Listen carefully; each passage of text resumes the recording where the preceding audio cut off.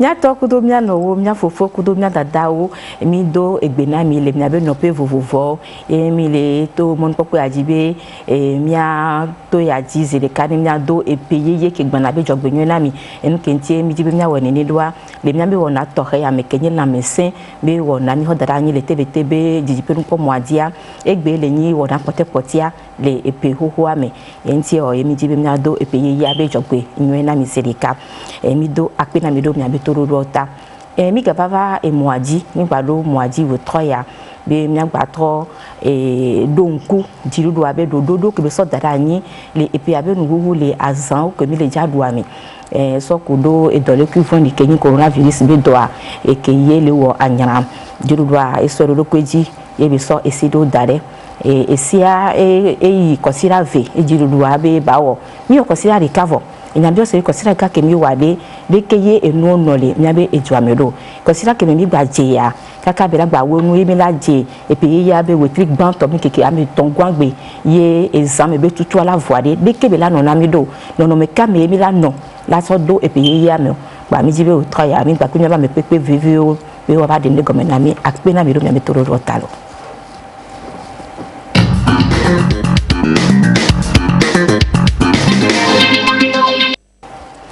enyo nyabe ami pepe we troya to we ni mama et Henriette et Kovi amejogbe et les AP et Lucinedi et ni ministre hoko kepo no nobe de no nobe enyaogbo et ye le mianti et non la mianti esiaye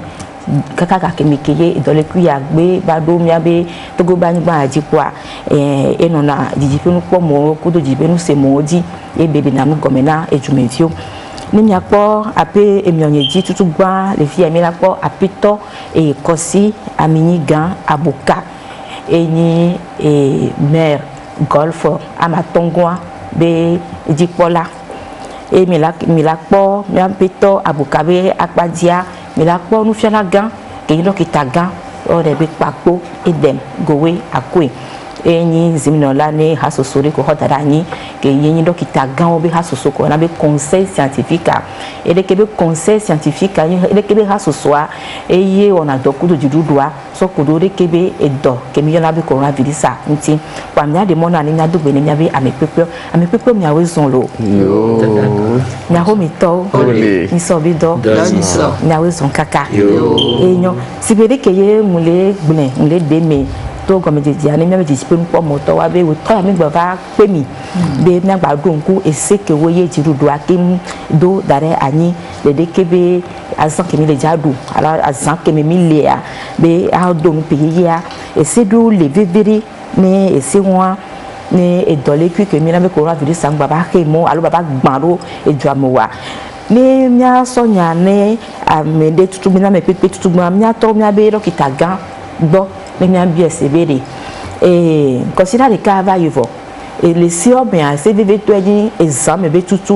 mi on considère les cas va y voir le même popo noade les que considère nodo du me vieux wade au senoa au toi fio ba ke fio so le wade amu ba le fio se me le noara ni mi aso do on na hona poru mi le cas vivre toi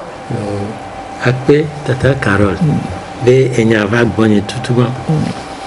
le après un peu noir de me vieux au seji que ne gao pour alors gao le kai pour à monsieur le yahome et moule boboero bintia assemble gamia non assemble voir si gelé mi de nous comme va inenia et on a mbé me sugo senya komi blanc donc ne gamme le soir à mon fonate agba bleu kaka ne gamme soir oyina home no ba 20 chan mutorenti gbogbore kaka be tukarava jona enya pen pokono nene be no pele nenya ape maman Henriette e mi onya be nu pokono ade esi keju ruwa so dada ni le consider de kake mi dongbe abajade de jumu yo odo de ke bi siadia tata Carole egbewe do dogbe ese yare zumevio oroji mi agbne zumevio oroji gbogbore emi onto mi le lo ami voilà les miens be di pepe nous pas mondia ni pas nous ko we jole to go we du fofo me ve to ale da pango e mi do je si do be e miens be soja ko we ni Elekebe dolekui abe sojowa owodo gbogbo de mi powe si be dapango ni ne mi powe o le pompo kudamo afide ke George na mane nglen fi ami apata mi la ko nu video ba o ibade mi ke ye gamele su bale ja tua ye sojo va poa amelo gbo ba tun fo ti ojo to o ko sojo po to sojo tro le to ron be mi troi ahake mi nu ami ve tu ebe fi bo ko ni mi ajo wa mo po ebe mi ave sojo wa o wodo gbogbo de le nyaya mi ye edumevi o cham po monu ya be ma da pe ni edumevi o to anu le to nyana me alo le wodo kwa me de be le se nu me kan mi na wa orula kwa mi ave taiji edumevi o yan se nu ya gan mi ne o balili kwili vide be yo so ga so ple ha yo mtele so yo mtele o lekele ko la we do mali san mi fifi ale ko la o do manya o woro seaji esi gbeleke mi be dokita gbin fifi nene a ni yin be afidio wa ga mi agbadin to nti chan mu di to nti gbogbo de vide po edado na zereka o la do ejesi do be amesia mi jo ye ba homi mi dagbe be jumevi o wodo esiaji lo eyo natoba apito abuka gbo mi be gomina mi fifi alo mi defio mi be eye yin golf amatongo abe jipola apito abuka le jirudu aso esi o dadare le mi abe golf amatongo abe frio mi ade dodo kawe mi wona bi aso kero jirudu anti ne seke jirudu ado dadia ne jumevi wa wodo ke bi siajo mi dakwena tata Carol mi dakwena jidudua be le dans le cuir pour moto de ramea mi a fait tato le fait jidudua au Tchapamba le Togo vio nti et jidudua de ce de go hena mianto mia fait la mesefe nyao be dole le vondi yake dogo olibia ma glemu le miantio que enana be le mia bo le mia fait golfer nous monsieur to a ton liamea mie ou randople du comme vieux yo le mia fait fliame Sorevio ple Dufiao ple Pastor ple miano yo que le asima ple amoyo kenye dok plavio fo habuboa mi yono katan ye mi funa o hakude eseike wode ikemia tongo wode jina mion to mia fa la masefa nyon ko mi kakana na fa nyade ko katame cdq ple cvdo mi nana be wakata wol eseya fa dodo te ne maso ye ji anya bio sere kanyibe le kemi wone do ye mi ajibe ejumevio keken golf so amatongoa me be dumevio keken wa enya ya bado wa gbo cdq wa do alo kwa me be fio wa odo na ga kafla se podun menene ya ola do ga amedo wa omdo dijipenu pomo pona no omdo dijipenu semo kafla o se na nyawo le dijipenu o semo je ware ejoda si ponpon be nya do ga aso gbaso to enya yo me na me ko we nya be nyeke be dodua elewa le podun wi melo enya bio se abali ne blenia mie nana efia ofu na gale o fe kokatame nene gato yedia mie jina evu ple megaphone mie nana evu dina tsale ko katame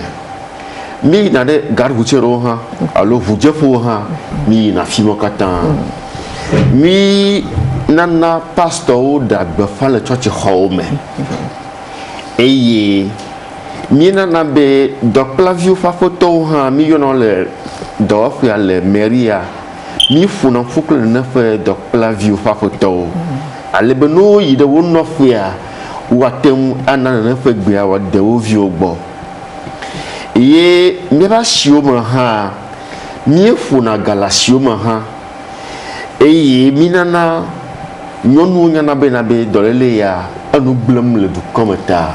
ne wate wɔ ɖe ese duɔ dedi tamnyo wa leke ye mi so do mi adoko di eye leke ye odenu me la mi fifi doa e na be jumevi gbogbo to wa o se nde gome eyo woro di le ese ye yo ke ye jiru do ho dara nyame dokita gango we akoi doa e bakotole wa nyana ye na keke mi le hun jiru do le hun jumevi o le hun me o ke dokita gan wa le ba paji cha mi le hun ne do mi ake mo nyare e gbiare akonta ke mi la te de do go le jumevi o so kuro de kebe e do le pianti o tata Carol edoa ele yeji nínú akevaya do no ame yo gbalele do mi gbensan mi we sa contare sa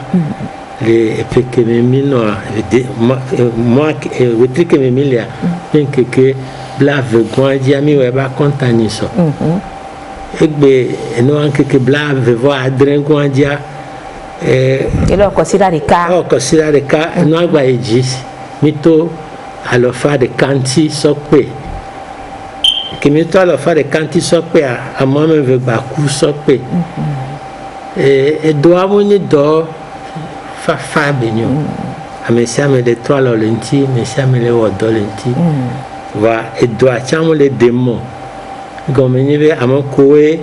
dio le kwa o le didi poto ame ye bro gba le pe donc et doit garder tobi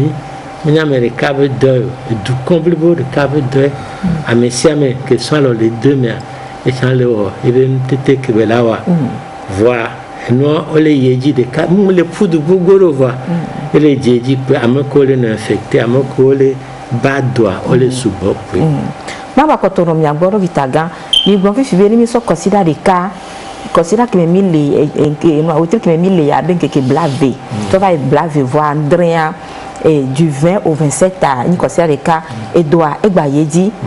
e gba yeji ade wa mi le bon fi be et c'est que Dieu doit sortir d'arebe a so mi a so que money doa ni gba kankan lo gba yidi o wa ki wa mi gbon be se mi o ke to go bi wa mi lo ro saji va lo kaka do agbajo yidi ma ele globe a comptable o wa mole pe wala boa a conta subono na no alo mi la se go be na amedo gba o gba podo ala amedo nti vo mi be egba idi le consider de kaya mekeye di ro so cvv yo dara nye mi le bu alo mi le woro dia mu idi kaka ne to mi apodo enya gome wa alo le ke fifi gbe o podo ale wanti mu ni consider ame pe yo le do alo donc a mi so do ne ave ne o le pa me ye yo so le pe fa mu ga ke me mi o sans tout toi mu ga me ya amusu bo ne ne donc amedo le sans fifi gbe o ko do ji sido no a tele beno we ya donc consider de cas mu consider de cas ba me ko poa e o be su bo ne ne emiko nyawe le po le kebe do ugbo mi fifi alo mi anto mi fifi be ame fi gba den et le Togo vu que we agbe tron le kebe do me oyi bla den vo eni enya bio se ma me vi ko gba den le même Togo ba ni gba tiare e dono koko ni que we le dono do yo pe que mi ra be si achelo me commune alo consider de kaya me poyo podo awon la me won ti kwa le jogbe von to me e do ba to lo buka wa ba gbe ba tie me il y a sende gome ejeja mu ina ne no ejeja na me kwa o na konta 20 dorila no nchu dobula no nchu kengbe o la va o dole to sianti o la kengbe no mi ma te glombe ame ko le kondielo mi ma te glombe me ye voa o le trois lo le enyanti o le pobe leke bele do amo me ve ba den le nyame ayo mama Henriette mi bon fifi be mi le bon fifi be consider me veiller du doigt sur d'aller bien au de kebisi oji mi o consider de kava yuvo et consider de cas que mi o va ya et puis que mi on a ben Noël là et yemi duva yuva et dia Christmas va dire mi bona be de vieux bazen Christmas ya ne mi be da wono mi da no mi na o cadeau mi ko church kwa o do Christmas avo et pento que yeni payer kana chuko keke wa o lo bia keke wa eni et 31 et payé et de nous pas pour nous aller considère les cas que mes badja et puis on balé et puis comment que me les moi et payer y aller qu'on a miaré donc quand je me togo vieux aller oh la baworo c'est dit c'est bien ko woro c'est dit et considère que me donc bien va y mener là il a bien essayé lo il y a bien c'est mon le moi pas me révéler tomber togo vieux là odo et c'est agi doa et mi akpata fifi kloya mi va laisser noa gomi amede pem le jibe ya na yin kwa ya gbe ne ye no vi be ngbadu pe mu nya e won e do ke va ye mi le drin afun ku kaka wo tri amasi de ke ya ne ngba va yin be le epebe nu le jijo e vivi vo popo de mea bela vanya foku bende yene odupe ava ivokpo akosira de ka akosira vekwa mia fo asikplato wa eyentie ejidudu ale fo eseyo le kodedo jidudu anyam le sopo yento de ka le sopo do olado ejesi do be so gomejejia o was habo bodio le ye olina tatanti o wona do so leke edo ale ye jidua nyabe dokita gangan le mesigbe amesigbe dokita gowe akoke mi le pol fifi ya ni boa e dume viole do ejesi do be enuya ele kan mi abe la mesin so le ube wa be ngusen o le zan ngusen ro mi ajibe mi gbadupe wa o le se nu agan me rode wa nya le mo popo me be ne paye ye be zodrangbe adoa leke yo we le Christmas dia o la gba we ni o la se o se nu agon mi agbe mi la no la do paye ye ami mu yin be esan wa mi zodrangbe wa pa mi a we kaka ne consider ve mi ba do paye ye ami consider de ka consider ve ba je yo me vo pa mi a fo asi plata agbe to we ku la wa tro sun kokuro bi be ku a e ya ma no agbe mama Henriette so il n'y a pas de naoja de mila se mi atode be nu megbe mi ve gogoi enya kweto le ba home emi bi enya be na de e pe ya ke mi le jadu emi du na tegbe e dole ku ya mi se be ni kopo e va le ni mo ke nu na mi le pe ya di e ju do aso se do dare ade le ke ya ko de ke be se oduma e pe la va de atachi de bio wa no di sa alors on to jelado lo pa wa be vio do hu me be ai wa ta vi gbo e do pe ni wa ta se ade e ne be nu ale la gba te ba no me pe ya di ma ni se be nu me de jodale abe etonene bon tutuba mesures barrières à mi mettre en place d'arrêt voilà classe plutôt la zan cache ne plutôt voilà mime de mono wa tout alo ya philippe alo wa holonde baba bobo java plutôt awo entonces maudo la do o baba pe bonne plutôt na onye se kabu cette fois-ci à miadachi à Kingboy donc nene no le e mo mi akwata mi nya be covid-19 be nya mo ni gbegbele be nya be yo donc ne jiru do agbo nya de a ele be mi ajagwa mi respecter ye ja ploto wa be ho ya be ndo bedodo da kudo ameroko me yi 31 be za ko mi ba onale de o ko mi atewo ba comme dit doit de s'étourer o ma wonu re pe akoyo wa e wo ni mi la ho ba mani mon popo ha be mi aba be mi aklo mi avio mi ato ba awo le te awo mo le santutu aloku fu enyo surtout heure ko na 22h enyo alebe amesia ba te gbo ba no ho me ngba no baro me ano boato me agbeno en contact parce que nous il faut nous veler noir et on veut douer alors il y a du pays on va te respecter mesures barrières distance alors de mora mon mais ma va te nanyo Amérique m'a été tué moti anu halwa du titinga allo nko la côté du bois so bois on va te respecter donc ane zan tutuve on a le ala na we ola te no ahome alebe do amagba kakando ezio côté que de funa nya vide a yibe 31 ans eni 11 ans de na mia hoseto kwata Saza, mia Christo, et Torre, mia Mawa, Mewa, 31 ans, me fait na pio. Banua pata hétéro digne viré.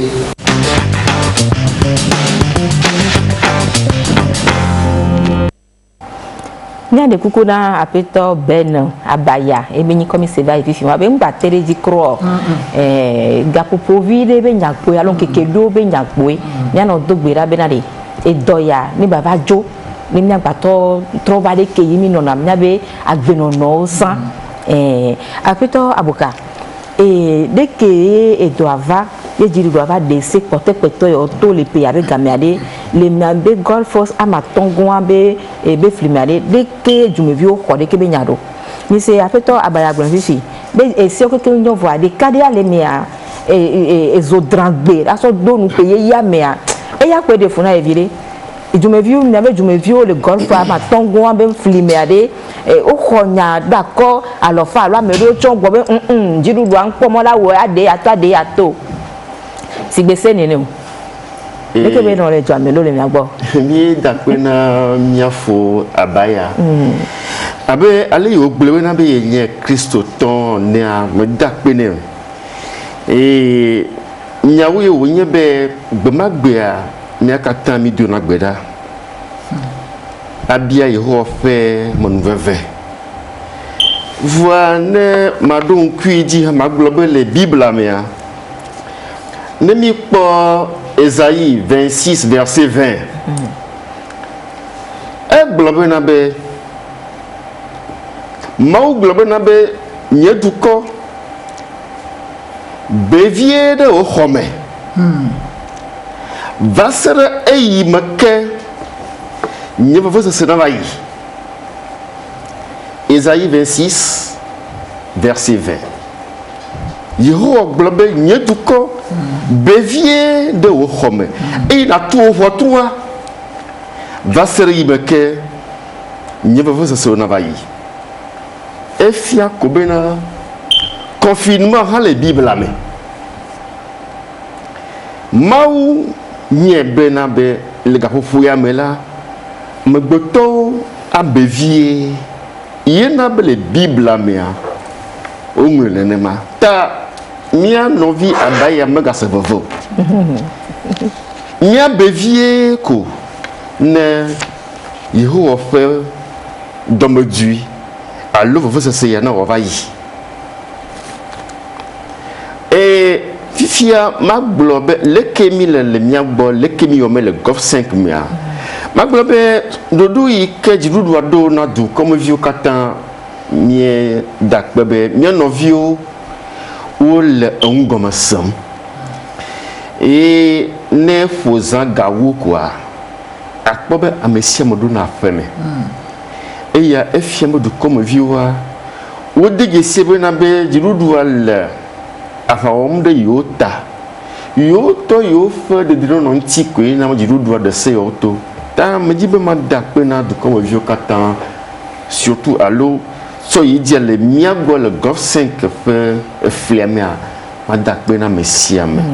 no o ko jiru do abenya alofa o khwe blibo yo le wodo ji mama ne gamia suko no nya kukpeku amesiamo do na ifa fe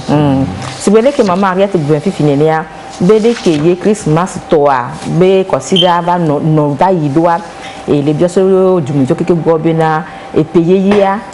ja ne mia so le ke mi gbon ma 31 le ke mi gbon do fifima so drangbe so do peye ya mea mi agba woro seji ba e dokita gura ko amedo le gbonbe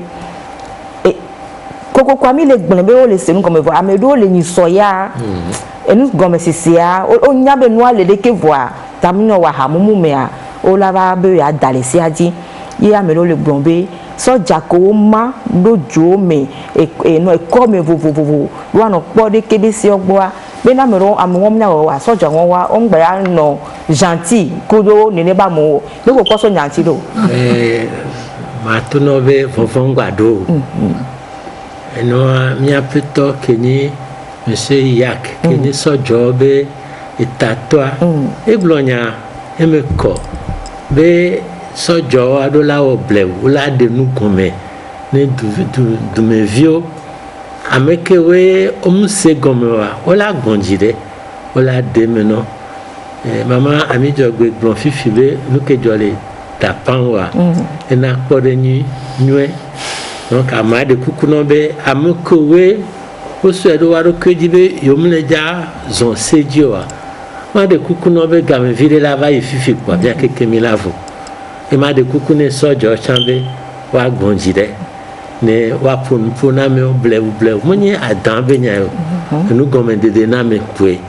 wa nkane jibene wa me vi onodu o blan o la se gome donc ajire de mana nyilo kaka abi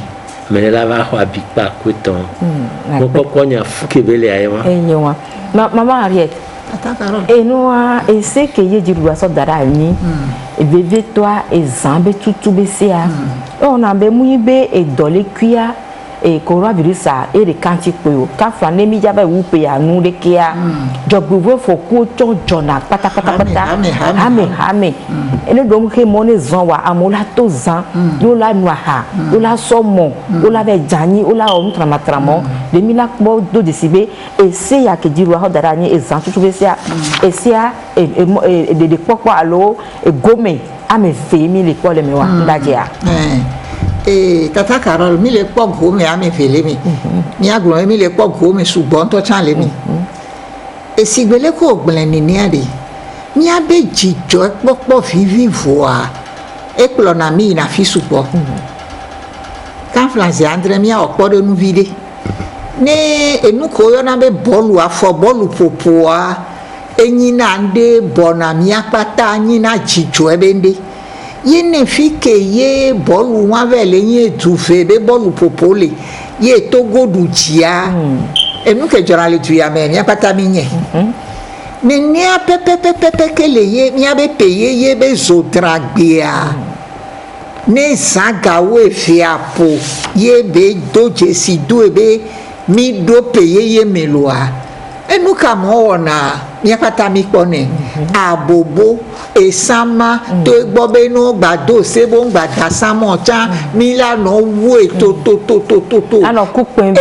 vio la no di e moto la no dozo ne mo aba no di lori to do la to wa no ku pen ne mo wa zia foro lori ave nu ke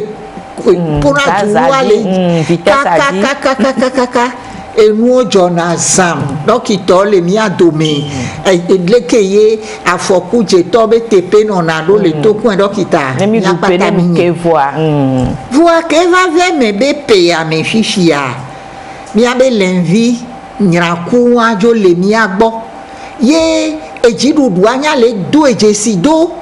bene ye mu tu zanvi tu kwindi owa enu kele java jole peye ye be woti chugbon to ame a ele ja ugan do aka France Andre munyi be no opol amole lenvi be doa egbea e sopo a ye be kona ta ijina jigando nkeke video ba yina e no na me abe la me awo e be do anyo e de po ale kosira de ka kosira ve me po tukara jananya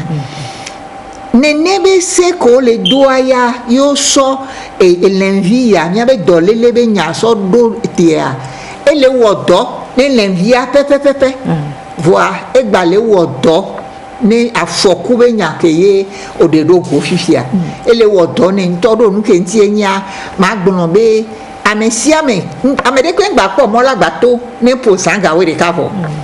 wane gbe posanga we de kaya fopo a edu ame di edona da to doa sojo to o so gbe o le monji ye leke nu oyi do le kosira ya me a nyamu po ebe elagba yi do ni le kosira ke gbana mi le nu gome se gade mi voa ele de mi le doya mi voa egba le de mi le afoku le de mi le eku pata be nyame le zami boa akpe ko mi ado be ma wo be game yin la game yin to ne mi la dupe ye mi la po jijo mi la no moji mi la po jijo mi la gbagbo va ho mi de a to kara re pe mu lori nene voa ne mi la gbo va be le ba nya foku be nya be le ba ni do le be nya le mfon le mlo ame aku egbe awadi wo tro me alo ku san awadi fonfon me e ya manyo ba mu consider ke gbana consider me ko mi jo le voya consider me ko mi le voya consider me ko mi le voya egbe mi le branda kuda yoda be nya ko ye mi le gbroya enyo apeto abuka mi gbon fifi be to go bi gbogbo to wa jirudu abesia o khoese e negba vi o chan o le wodoji va weekend ke mi don gbe va ya nígbà se di de golf be amatongwa be fio me abe amoko we do fiosi wa amedo le a tonu sese le vi obide eye mi gba titere ne ke ba mi oti ne ke tonu ajo le mi abe golf amatongwa medo yo be mi gba la mo ba si pe ku to pon wa le ke ele me na tepe a ye mi asi jale so mi agbo e mi da pena mi tata Carol ni di mi agbobe to go tutua ni hiana amesiame e ni be mi no viole la mesemo wo la gbe a ye ko wa ti won pe de mi anti mi atoto go du ko a eye nye kata mi nye be ati kemeli woli be yana dole le yawo e sohe yo ke aton tu du ko ya alo akpe de mi anti mi atoto du ko a ne o de moteur kale doa me ke ya wo te fia vomi hiana me siame fe dona na du ko tutu ke essaye ke jiru rodu anye be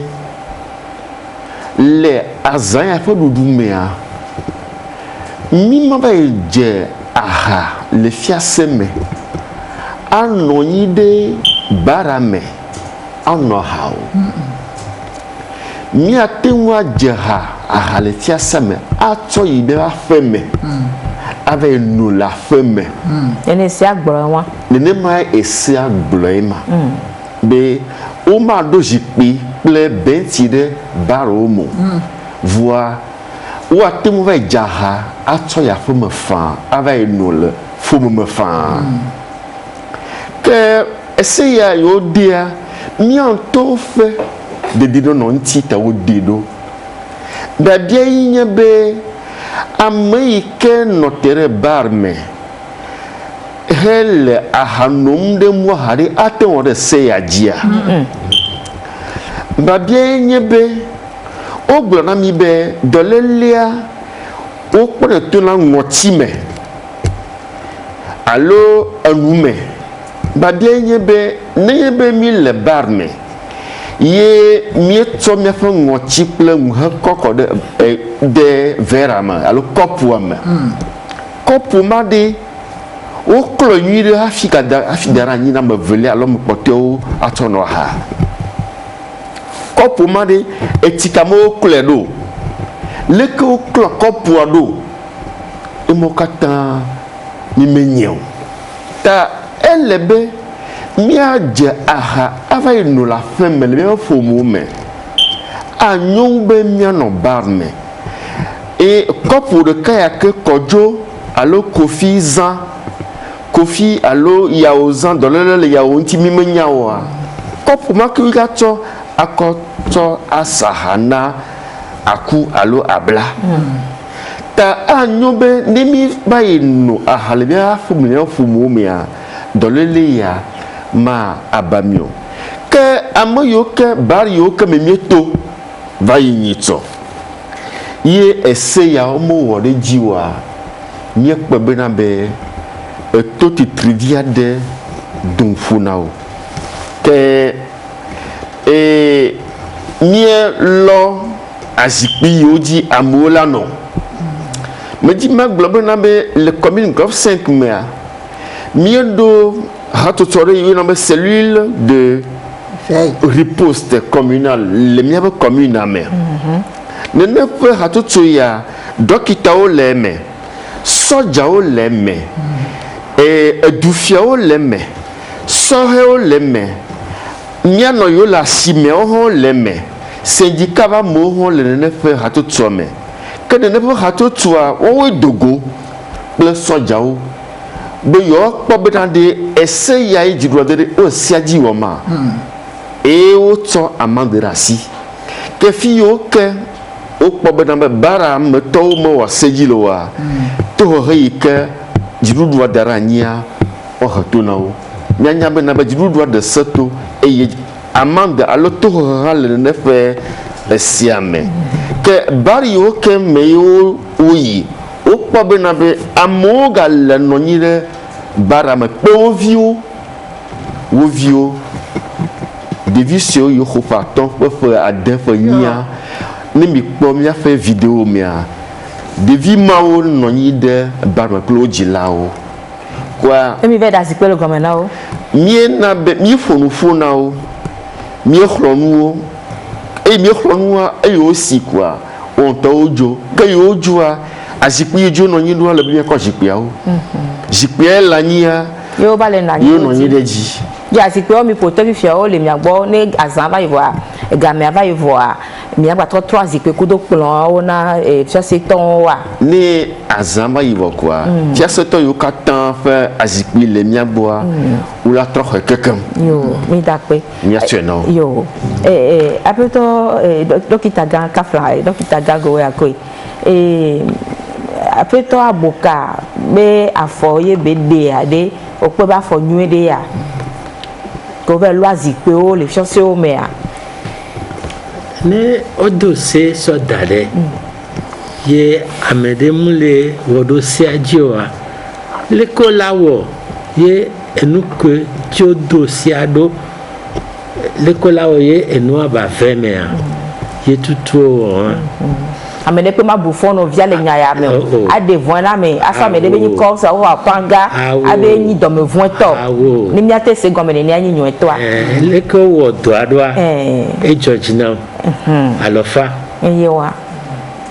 nugɔme dede na mi efi mi nyame ɖeka vɛ wɔ dɔ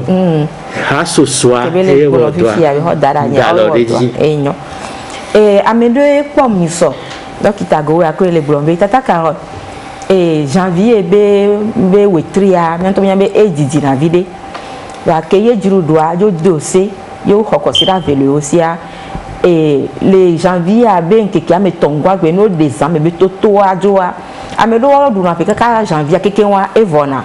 do hiam de be la nyo be de dziɖuɖua la te sɔ zame tutu asɔ kaka le 20 alo 25 janvier wo ma e la dzɔdzi na ye ya ɖeke wokɔ sɔ nyamati ɖo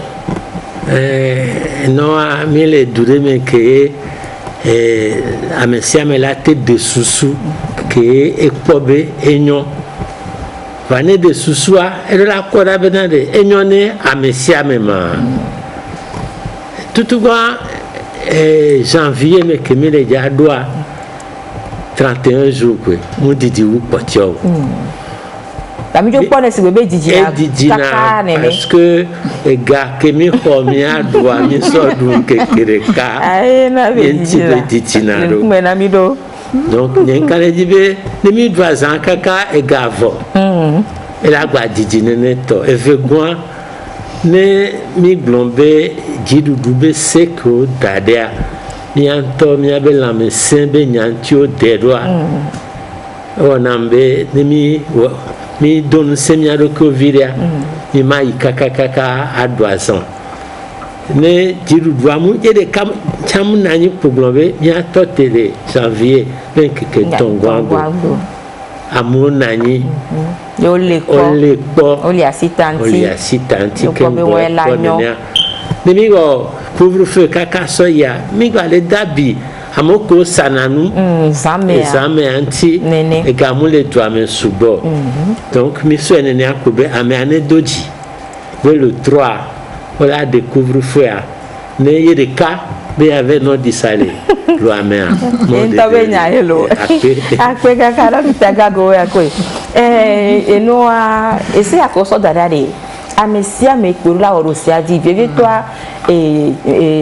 subɔsubɔwo ba kpa dzia ne piadza wo ɖeke ami gblɔe mia keke mi dzra be mia yi tsɔtsi mia be da kpenitɔ wo nɔ ɖo agbe et kudo la mise ke be namia ngbo ko mia ko jepe ya mea nyanta kwe ne dota wa church ba kpadia de toi et c'est que so dade examen be tutu ya be le 31 alors le premier zo drangue so do payer ya be nu be kekemea 23 heures ye examen tutu mon George na me de voir parce et church do kwese yo grobe le ke di ru agbon do wa yo do la pero di ruranti ye de kebe si owa yo be ha me view wa wodoji pali yo nto yo be church ba kpadia yo do yo wo no me dio ke ye la na be enya ya yo ame ina me si ame sugbo ni ba tem se ni ba orojia nya se pastor Edoche Clément benu comme de diodalo susu ko le miasi ko miami tu mi no tere jidu be susu ko wa chasi na globe nuna ke za jidu do le hafi dolele ya metem blen le miati le togo ni mi do to du bubu le ke no le jojoro vo mi am togo ya ni kpo na jidu do bo nunya ko za plo mo ngolo ntete ko wa ewe be mi o ya mi lo mo susuji eye awebe mion chafifile la susu ko le jidudu si o la baba de go eye wa baba glo mi no ji mi o le kala ma glo susu ma ji mi le mion mi ape rano pe ga mi o dodo soko la be mi nani mi créer plateforme que la tena bena mi ateno communiquer mi no anona to purunya le dudo jidudu la no blol radio plutôt to journal o mi anawanye donc mi odomo eye mi communiquer ne lo ka mi maneso yo le na kudo dudo monchi fifi la no ke mi ba de to me wo vai dongo asikoklo me mu ko bla mi na be ha me o katano dui eye ono bla no mo pumu to chamba sikoklo plutôt mo kashine po dudu mo mi glono bo wa onti do eye mi onto ha mi wo dodo kudo onti le mi apo church pa ji lo ame mi wo do dasimo kata eye be amesia me wa len kudo dodo ke jidudu blonti mi onto ha mi bale wo dodo be na no camion ha mi awo mi a formé mi apo jeunesse wa trop mobiliser du comme viu wa sensibiliser mo bubu eye wa kpogo be na nuko blon jidudu le abe dodo ne watwa amekle amububu le tukwam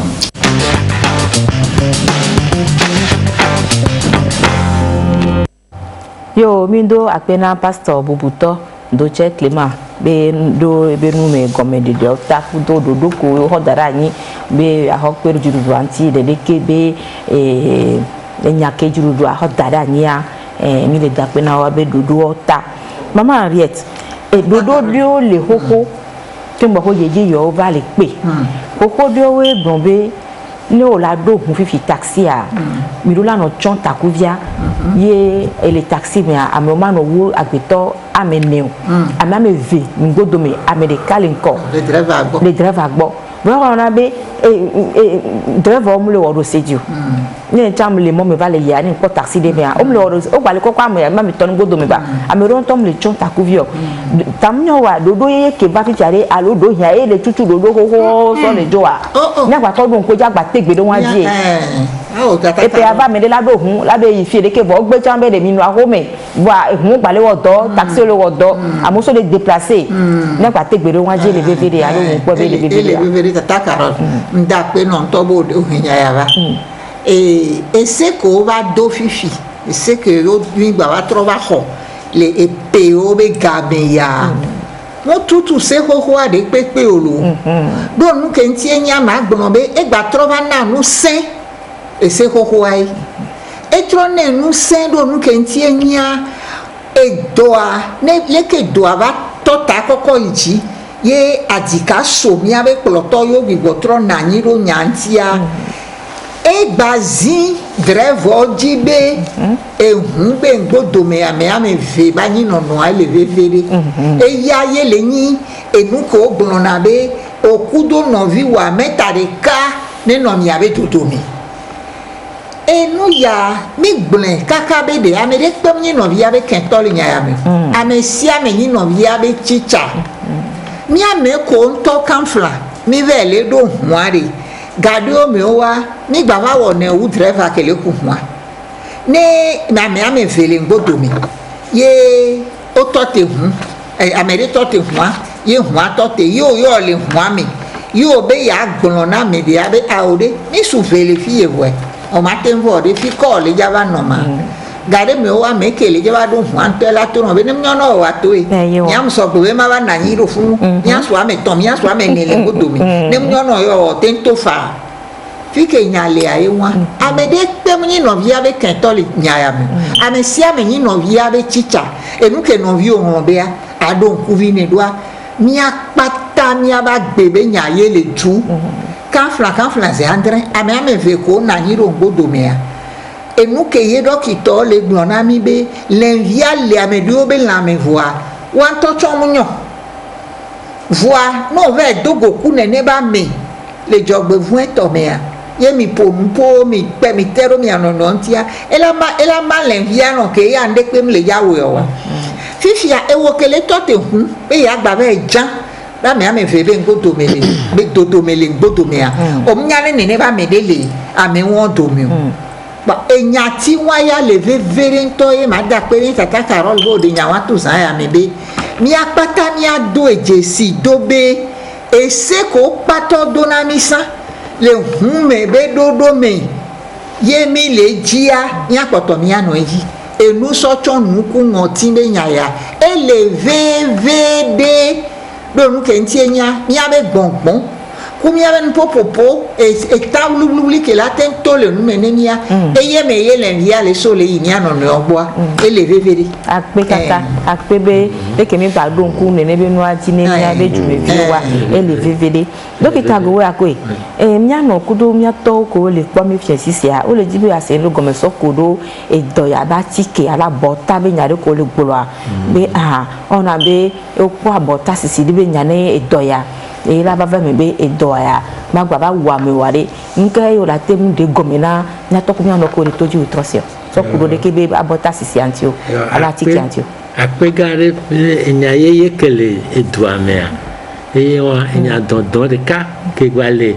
ye ame la gblẽ tofi ame atsa la gblẽ tofia ye nyi abɔta sisi be nya edzia ne edɔ yeye ɖe va wodzina be leko la wɔ ɖo yo la si abɔta na me ne dɔa ŋugba lé ame o ne mi sɔ kpeɖeŋu ɖewo va yia le gbɔ̃he be abɔta si be abɔta wosɔna lẽvia wowunɛ no wulenvia o so dona la mename la mea esone be ele edoanto to va donc soja koe oni soja le na mia be la mese be nya gbo otona no toa enoa mia be la mea edona desibe yesogbene l'invite va de la oui kembone doanto va puisque au diraro d'arrêt sans voix quoi autant et doji et ya l'invite que va on peut doit aller dit tout on peut du tourner on peut y aller que be do quelqu'un les ido fi que vont aller et moi voir mais là va si abota kokoko mi matenani que a monsieur abota ke Togo ma si aboto fifi abota leke atiki ale ja no doa ye chan enyabuke o le trois lo lenti besiagbe ye le dutawa dugangangan to abota sisine wabe dumevio ile mo popo me be mia chamila si abota de pepe nya azon le benimi les on le inko ni magba tetrovangbe dono yentia ni no seigneur ni no buta me swenti voa abota mi la va si parce que ni mi le ya musian me la no konami kaka ne konami nyore vo quoi ni la si abota voa abota be si si elle vevere nga to le tamenamio yo abota be sisia ele vevere ndura to le tamenamio enyabio senyibe na mede si de ke ba bota de e gomenyibe e dole kuma gba pomo le ti gbede kaka ho nebe kugbe wa ala abota e do gapopo de ke ye wo nebe dole lamenamia na me ke sia si bele ke mblo nene fifia mbe o le 3 lole no anti o le 3 lole no anti be ne aussi abota egbea ola no po kakana wetria meton ola pole ke bele abota aboa abun be nyimnyi ola si la mena ola da bun da aboji no abua meve fa ola no pole ke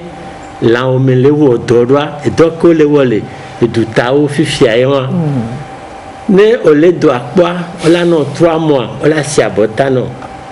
donc moi gomme ibe no si abota egbea kwa e do alavo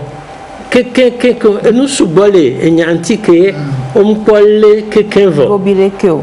voilà et doit miledi ni be edukan profu edukan le litanti ye amesia mele won tete ke belawa ne bawo ne be abota sisia vraiment pourquoi lebe ne mi to abota sisia e no la nyo le nkogbe yo mi adakpe emi le dakpe ne dirudwa ne ke babota de ke ye dirudwa la so do kwedi alo so do kwedi be la na jume vio ke kenchan to gojua me vio ke ken ola si ke babota mi le dakpe ne dirudwa do ye be honhon be jume vio be la mesin be nyawo be honhota e se ke dirudwa no dariare e se riale are unjoji na mo kireka e na ole do arukri obe dirudwa ko bola de se won ya to yoko we nyi shosi to yo sana ha pe a oji ayo chon yo le na go le ko gbono yo pona le yo be ajo be monu pa ke dirudwa do si adare ko be de kakla ko zanga wo kwa mso ne ma ho me a yo be fio so bo no kwa ya yo mbale sanu wa be enyade le yo si ato ne dirudwa kwa mi po fio se won to be domita de ka emi bi enya be nu ka le vio dirudwa be nya ke be ho dare anya de ke akpo so nti do ma nya se Pierre afidenyo be enu me biodalo mami jakpena maude jilba bagbeta alave wawe lena tukwa awle pro tukwa nzanyo kundela gbela wawenya leke wala klomiro anka mi matin titre de obese nchela be yako bloa mi hwe ba mi nya leke nya we do kewe bagbatenyo leke bo bloya eja na pere unti be bagbatenyo ngere ben do décembre mi pena bakore en quantité to sube décembre me ko be gameleke ya imiting wona to ati tu fena mo pana we fe ko le meti tu fena mo atwa apochi atu don fena do wala voa ko de se atwa ese sento na ba american ba tele va fio se me vale na inde no ha e de pour le ja so le jo amo ba jere kale ka so jo am ja sang ba si we sang ta ya ame go be e frappe am si ame nya asa to ka e dum ponami suko e ya mi buta mo so mi ponya le kemila parce que le fin be jani na mi le ke be blessa ko mi respecter mesure barrière wa ne ko ni fille à bas restaurant la classe ya mi on annonce à nous classe des autres les filles assis qu'on nous les qui peuvent entrer vers quelqu'un et mi do gel que ni serveuse wa ou tu mi au chrono si ya des bédika serveuse qui va servir à moi et mi au bacho dare que na mo va le ko c'est de kanya bena fille au la classe fille au la respecter nous ya mi do azikia et quatre mois azikia mais tout bobo de que nana be américain matin abado les filles donc que le né wati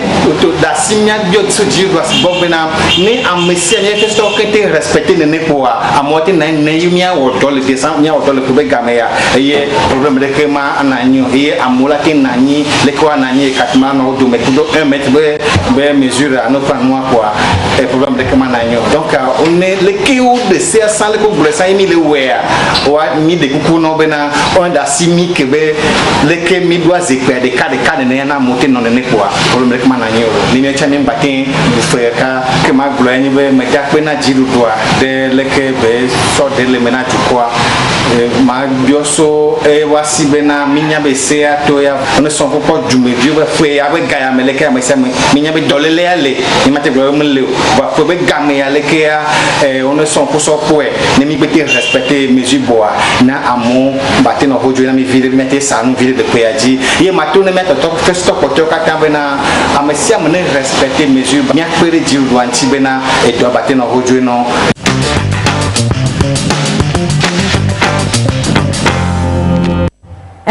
apeto afidenyo ne mia kpero jurudu anti ne do abate no hojo na wade eseji ko mia wodo ole na mia topoto le nya fifi be na de yo awe kakare jirudu abe seke be do dara dia yo akpero wan se de ke mi na kpero jirudu abe esi o nti do aro mia kpero jirudu anton ti do mia wodo seji apeto abuka ne jirudu aso se dare ne nia eye mi jibe yo akpero jirudu anti ile ko de no me na mi do fifi cellule ke mi do hasoso ke mi do ye sojo le me soho le me kwam be fio le me nuno la church ba pajo le me a yo wona wa be do amesabe wona wa be do a kukeka we mi pona le me ne jirudu aso se dare ko ye mi jibe se wa jume bi no awodo diade ye mi tite do de kebe esianti be jume bi wa awodo diade ke ye enu oyina do kukeka we mi donald go so kuro de kebe esi obe wodo be vava de ke mi kukeka mi pona sweme mi dakpe ni dadaga Carol mi dakpe na afito afide nyo de ye fe pepe de mu ye olo radu kwa to jirudu afe seyo ode nti ma globe abele ke mi no vi afide nyo globe ye ni a amadolia nana yide bado me a akpo asiklonwa etimalamu adimalamu edon to hali mo do ha o mu wo chodera nyiko tofun kumana jirudu ba mo be yodo asiklon ne ya ti pe adire kamalawo mu e gogbalo apo na fun edo le jo gogbalo azikpi yo ke o de fiami vivia afido ne ya kaka o fa beza ga adre ko gani quoi azikpi ke alo pole kenti azikpi velia e to na azikpi mo wu le pro de kanti e we benabe gado mo o frunami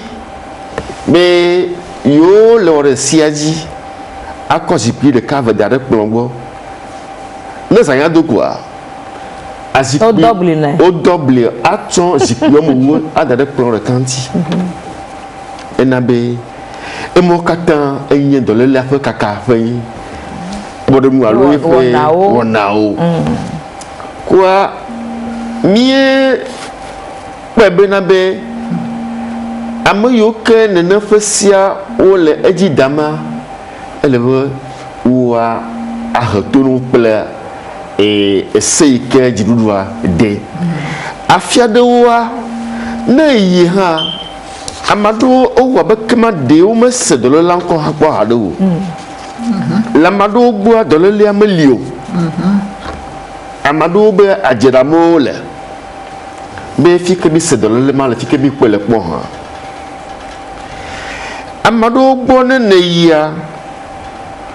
wọ́n bọ̀ Togo a Togo bọ̀ jirudu a mẹ́ dọ̀rọ̀lẹ́lẹ́ mẹ́lò Togo rí mẹ́ alapadamu la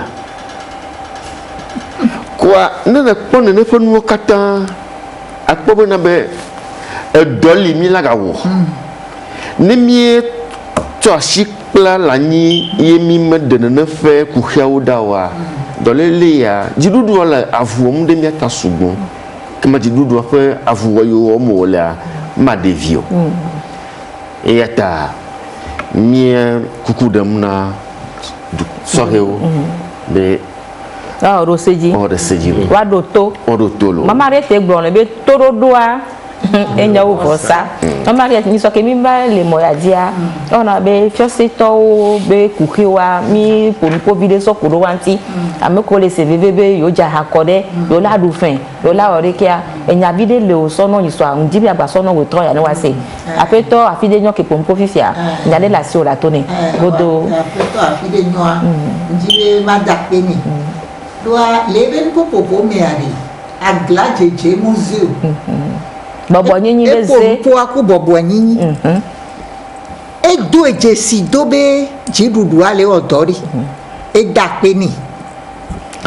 Et nous qui sommes toni apeto afide noa, bema toni pour bemba du jena koni view. Nene. Au fiomi au blonale mi adebe et nous qui ngon villa doa, dena la makmanti bedu. Ne ba tobe si bele ko wone pe sia penenia e pe amea o jiga ye o jahadade be e pe bana yo la sanu le pe ame yo la ten tout fin mba vonde e la sanu e la tout fin e fin ma vara me de pe ye e nu ke yo la sale Christmas be zamea Christmas be zame hunya om ten we yele ko bale do e deni mi abe zo dragbe ado e cham tele ya deji wa e ya ma ko yin fen hadu Nalo. do nu ke ntienya e jidu du be sede pe ngbon be o do se ba me de pe ngba jaha nu ke o ba mo ni jaha wa so ya ho me wa be nu o la je ya ho mo le nu pe amesia me ke so pe adoa oh de pe ke be nya enula ke pe ye ya me mi do ya na me de pe ngba gbo o chan o nto la jahana o kwa me ko mi la ho me o la jahana mi la nu wa nyemu jibe ega ade gato aso plemu wa aso susu boron tibe enu ya yin fen a e yam nyon mate yin fen gbedu ajo to yo yin leke yo la wa kanfla se andre mi aba ho wa no ji o so kode a wo na consider de ka lo consider fe ko la ka gbele ore aha o la se e o la sa ha azanle amesi amela no ji aha wa la so no ye ho me kaka de me kaka la voa kwanto manyo bo enya ya poto leji po ebe tododo a enyo wo sa enu ya ke mi le wuade mi le popo mi apata mi abe la me sen be nyoro du Nene. mi ma hado ega ano po gayo me be ega million nene de muso eja haya wa mi ano viola poto mi ano viola poku e ya la nyo wa Me yin yeto. Manyo. Manyo. Mama Ariet, mi do apena mi. So yi ediade. Nya se mia no de be e chambe nu megbe do akafa e ya do yovogbe français yovogbe ba ne ponu pouvoir nya de me la me vitukide nya no wa e sana aha kaze gangan allo quantité gangan ne aha sato que se ava e chadnale e do wuli fa gbobe awo nde pepe mpota na mbe la misen be nya be dede nyono be nya ogbo ncha di rube nya e dasiroji alofa e be lewo e danyana jumevio ahasato be ono oro sejilo nya se nya no mama Giselle musupe be nu me de oda après ne mi trova ma de baby de na nya no kumya nya fofoko le si komi Isaiah ne akpera wi.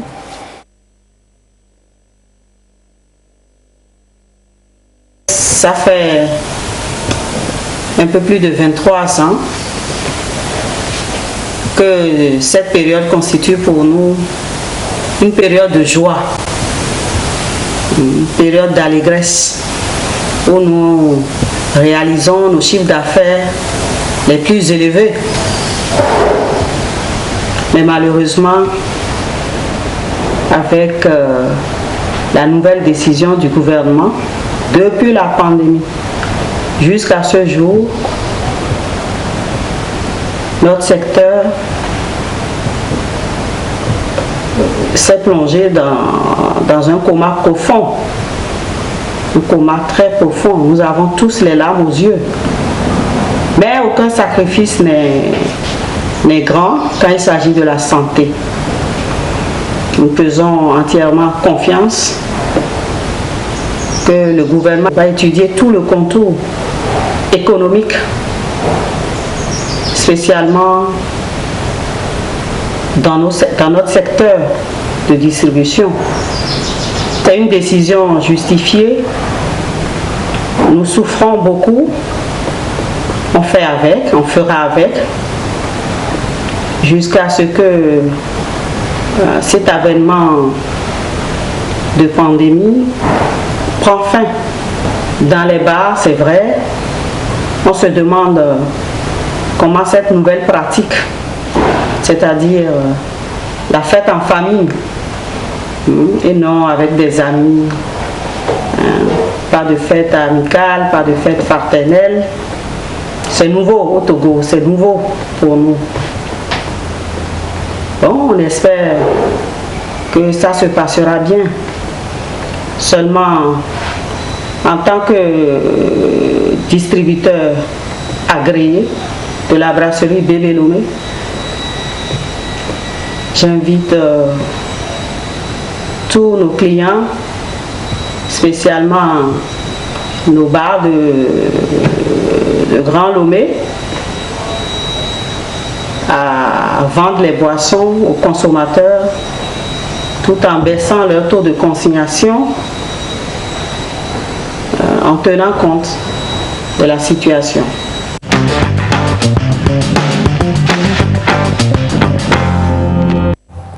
Bene miano Gisèle ou soupe ben de dio sibele kem le gbenenia e bebe wona enyi wona to he de kem le wole mia degbe me e gengbe me ba mia mama ya fifi ke mi se de ponupua ke mi ye gwa be o gengbe a mte nya le ke la te 3 diaro ba mi de mone benete de te ponupua le français yo po be gbeme ba mi ba do mo adia mon popo le be mia de nya ke be gbonwa do go gomme pitu kwine na mia be jijipe nko mo nto ba mia mama ya le gbon be de et c'est si belle qu'un leg so comme dit gbo ko be la tonne pour poa et le bombe et c'est que tu dois do daria c'est barade pepe benyo ne mi nya be nya me la mesin pour tane no pata yo a ho nene e me le bombe mama de nya ajo ke be dona e sana kazi aha kazi gangan go igboye e ba fi o se to ba hona ani de ba ha ole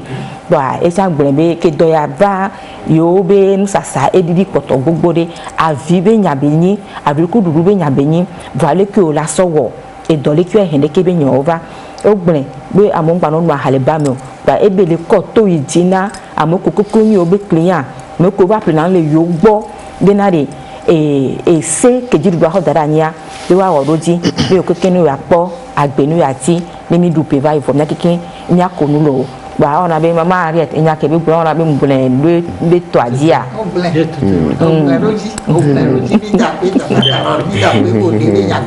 enyo akpekaka dokita gan doya ogbo pa botani ni nko si aboto wa enu ke mi aso he money de ke be doli ki eyin agodo eseji mi de kuku be agba to dunku esekeye jimba ho dada ni bi mi aso nyiko ne de ke be doa agba pe tasi de ka velo jinamia après tata Carole enwa enyibe comme atikem le fifioa odo sedo kewe ehia beno wale nkudenti wa tralo lenti esioa ole wede jisan wa enyombe wa gbadun kuji ese mi agblenlekia o kiko le vevere be olano klasi ola klalo nyere kudo adi kudo si ne adi kusi muleo o na ndebe gel ola fien dalome no alcool leme ola soklalo anyere ola klon kogbe ola klon gbedome ola klalo to keke belano ola klalo vitome ola klalo elano era konyere ye omu blombe no akleze de kano akleze veo nene kolate klalo ye edole kuma chialo ntina opa ola kla nene balwa evegwa ola so takuvi alo masque so chon lebe chon mea edola chon enu wa edola chon ngonticha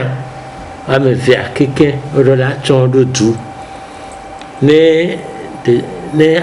nkeke alo gapopoji mola te dolia eni nuentwa no mate dolioa que on la ne ezando ya kwa odola nye la socia et que la gba nyoanyi beno la teso awuliga zoendia elano ela peremianti etongwa ola do emo modo do la no miame si gbe meta de kanene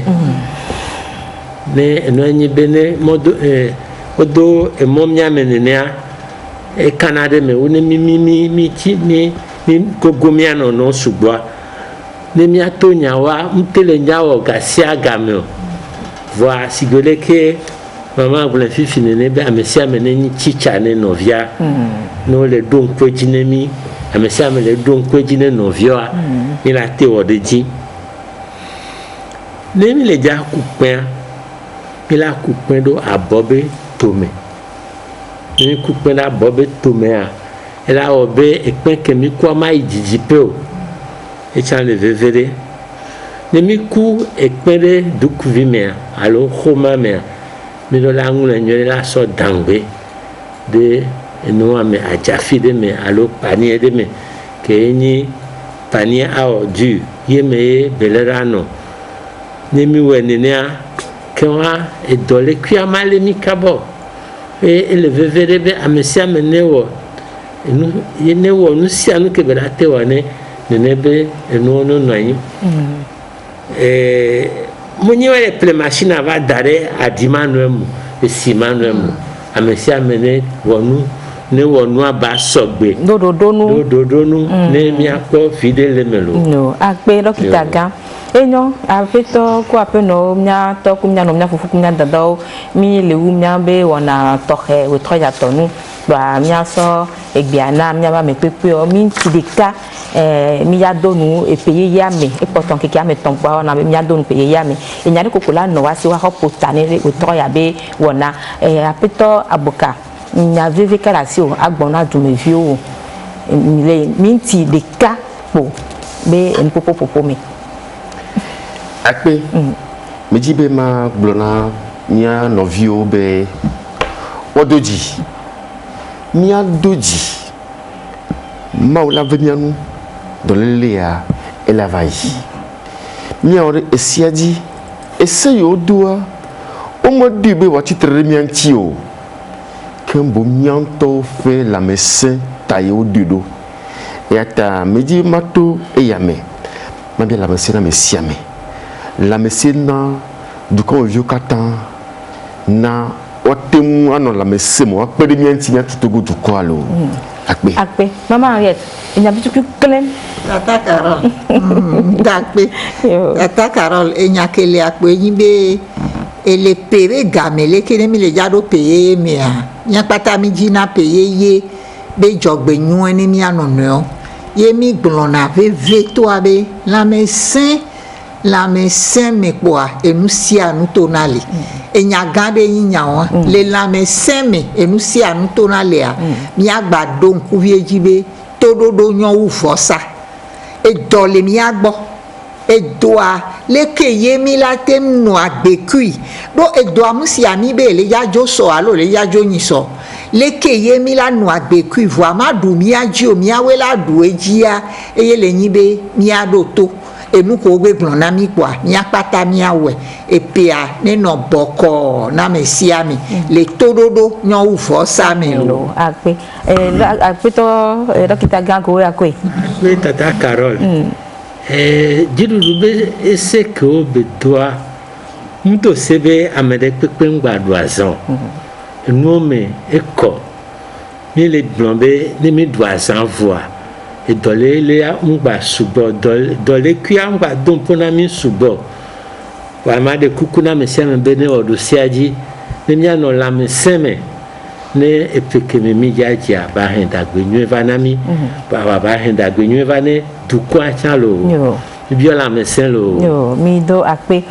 e toji no to mi gba wu egbebe wonanu e mi le do akpe na mi do mi abe to do ota mama Henriette agbonle koko eto ajipomle tododoa enyo vosa enyawa de kakwa egbonyo pata ba mle to kuku dede mi amado ka fana mi be mi adi mona ne ma do yo fugbe abitiku kremle na be jifi nu pomo to do amle gblen do nko be egbele yin wona ya bi pote le epeya be kele mi le do ngbe ame ba mi de mona ni ma gbonyo abitiku kremle yo fugbe ame ne mi abi toji no to lo. Voilà, mesdames et messieurs, et chers fidèles téléspectateurs de l'émission Santé d'abord, nous vous disons merci Merci pour votre fidélité. C'est le tout dernier numéro de votre émission Santé d'abord. Permettez qu'en cet instant T, je dise un grand merci. Un grand merci à toute la population togolaise, à l'ensemble du corps médical et à tous les techniciens, la direction de la TVT ainsi que tous les collègues, le personnel de cette chaîne. Merci pour votre fidélité. Je vous souhaite une bonne et heureuse année par anticipation. Retrouvons-nous en bonne santé, je le dis bien en bonne santé, en 2021 et que Dieu bénisse tout le Togo. Je vous souhaite une bonne et heureuse année 2021. Au revoir et à très bientôt.